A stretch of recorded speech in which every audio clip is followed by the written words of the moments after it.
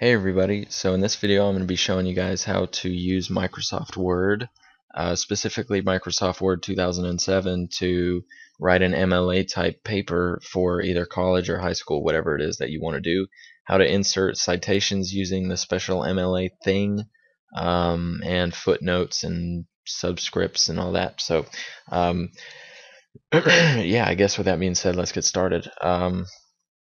First thing we're going to do is open up a new Microsoft Office Word 2007 and also we are going to change some things around. The first thing I want you to do when this is open, also remember that this is also the same for Office 2010. I just have 2007. I don't know about 2003 because it's been like, I don't know, like 6 years since I used 2003. So yeah, this is what we're doing. So anyways, go ahead and click this show hide button here. If you hover over it, basically it shows you what the symbols for everything mean, and it's the show hide button. So we're going to click that, and you should see this funny symbol here. If you don't worry about it. It doesn't actually mean anything. It just basically means you're pressing enter at that point eventually.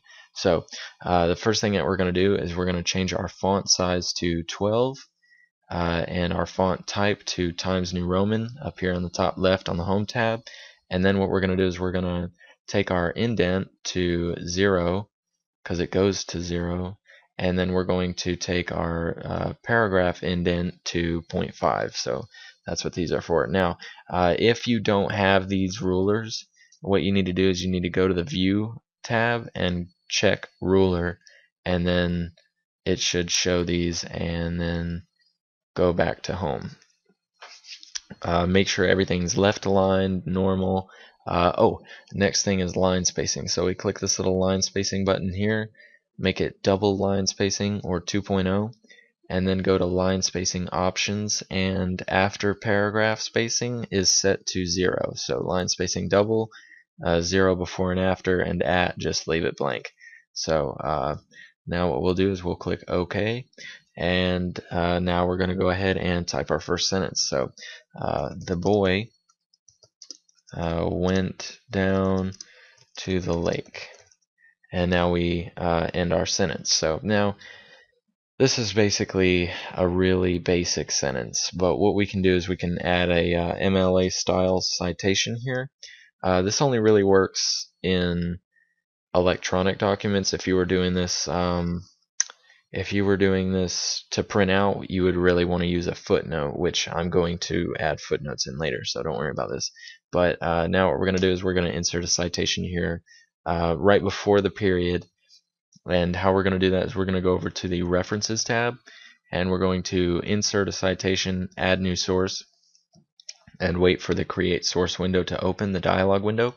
And here it gives you several options, and it can give you several more. If you check this, it'll give you more information, but we don't really need all this. The stars are what is important. So we're going to take that away, and now we're going to say what type of source it is. Basically, we're going to say that this is a book because that's the easiest to do. We're going to say that John Smith wrote it, even though he didn't. And normally, now it will automatically format this later, so don't worry. But normally what you'd want to do is you'd want to write Smith, comma, space, John, because in official documents or whatever they put last name first, comma, then first.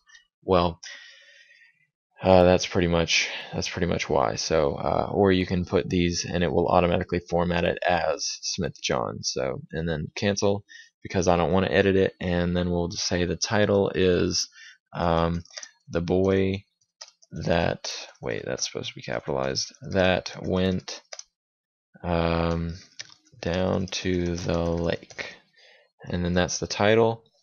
The year would be 2012 because that's what year it is. City would be Chicago because everything's published in Chicago. Publisher, this is basically what company published it, so it could be Penguin or I actually don't know anymore other than Penguin, but we'll just say that Adventure Works Press because they're used as an example. So Adventure Works Press.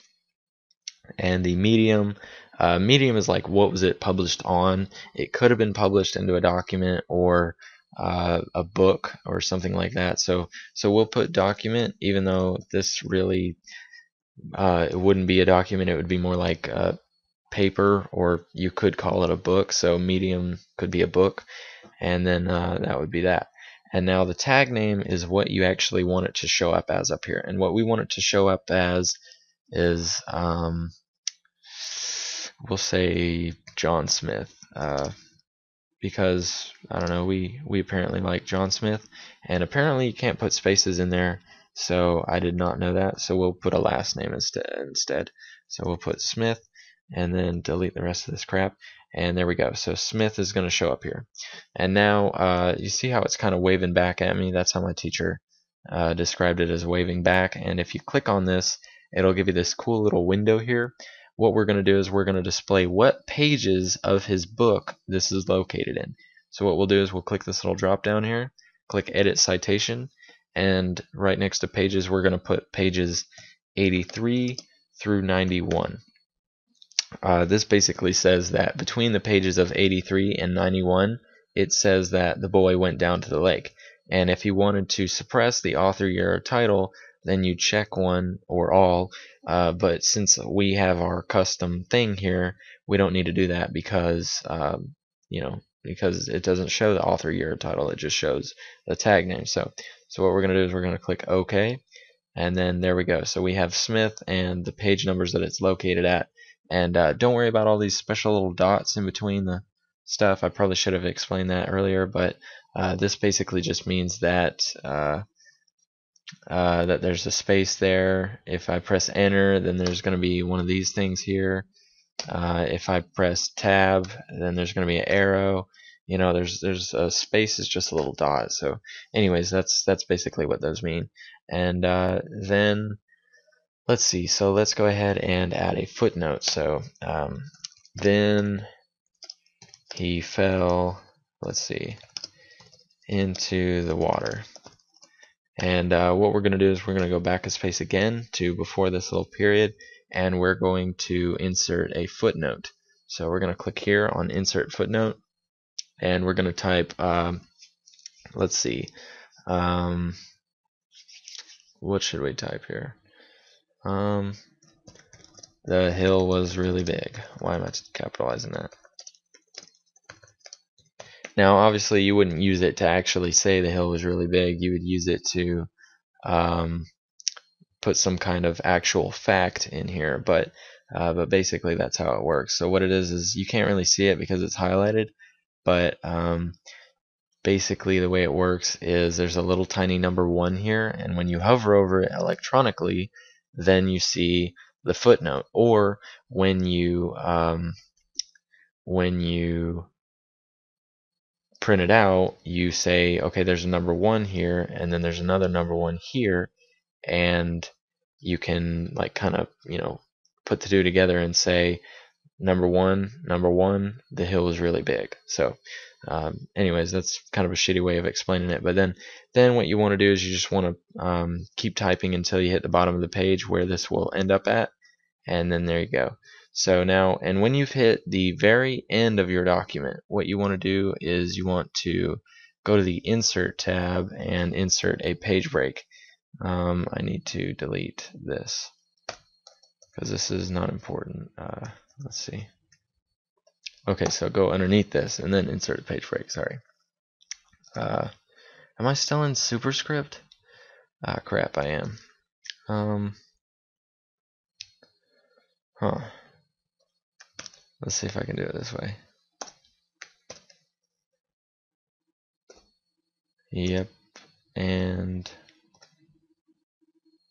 okay, cool. So now it will not let me insert a page break below the footnote. Let me see. Oh well, we're just gonna have to work with it. So insert page break up here, and then we'll leave that for later.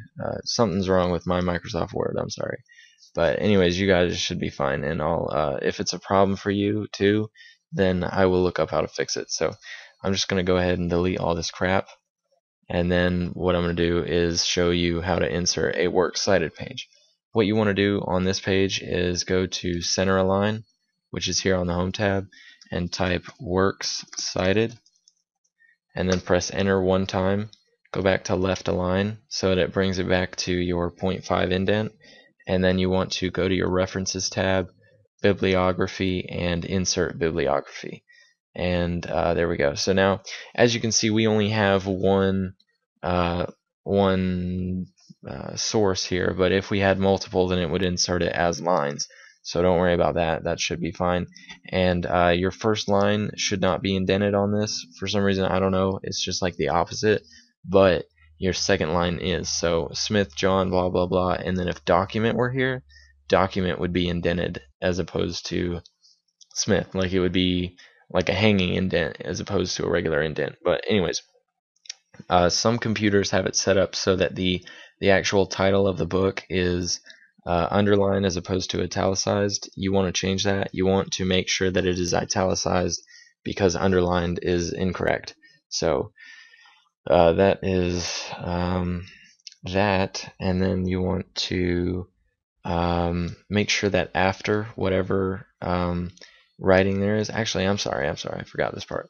Highlight all of this, your whole entire Works Cited page, hold Control Shift and click F9, and it will convert it into regular text because you don't want it waving back at you. So you want to convert it to regular text, then you go to the end and you press spacebar one time and capitalize print. So basically it means that this was printed somewhere, and that is how you add a Works Cited page. So yeah, congratulations. That's I guess that's it. Wow, that was anticlimactic, wasn't it? But anyways, hope you guys enjoyed that, and I'll see you next time.